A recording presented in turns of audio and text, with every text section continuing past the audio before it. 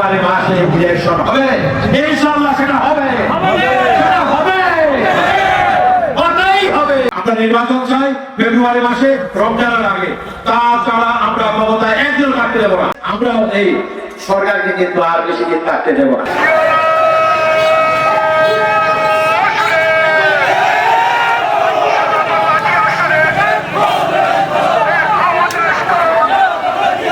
এটা আমাদের বিজয় হয়েছে, কিন্তু চূড়ান্ত বিজয় আমরা এখনো পাইনি।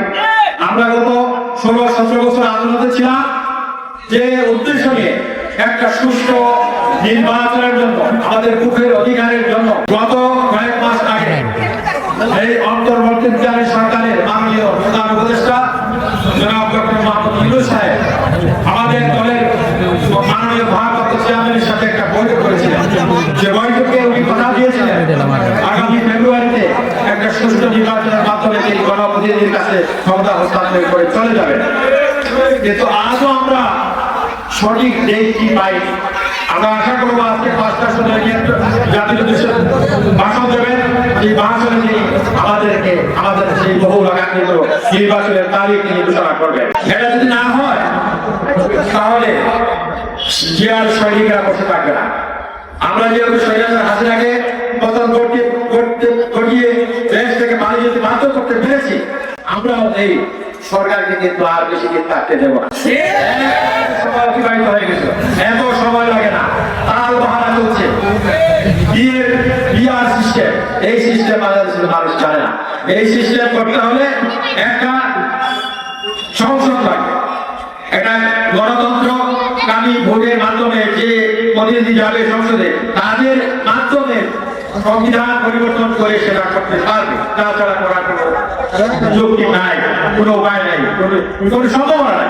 সেই জন্য এটা একটা চক্রান্ত, বিলম্ব করার জন্য একটা চক্রান্ত। বিআর সিস্টেম হবে না।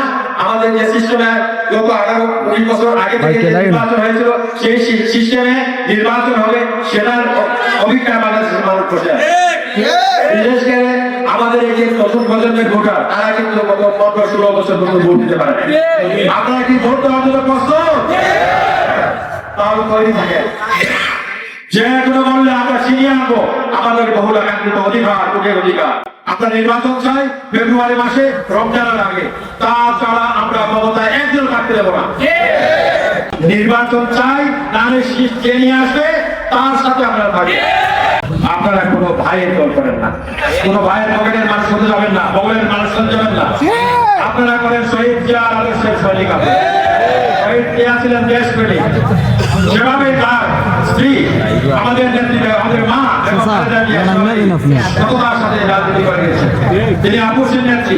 তার ছেলে জনাব তারেক রহমান, তাকে আমরা বলি তিনি বাংলাদেশের প্রাণ তারেক রহমান।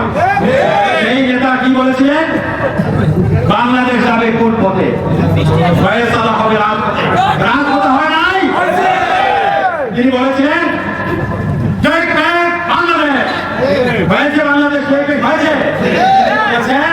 ফেব্রুয়ারি মাসে ইলেকশন হবে, ইনশাআল্লাহ সেটা হবে, সেটা হবে, হতেই হবে।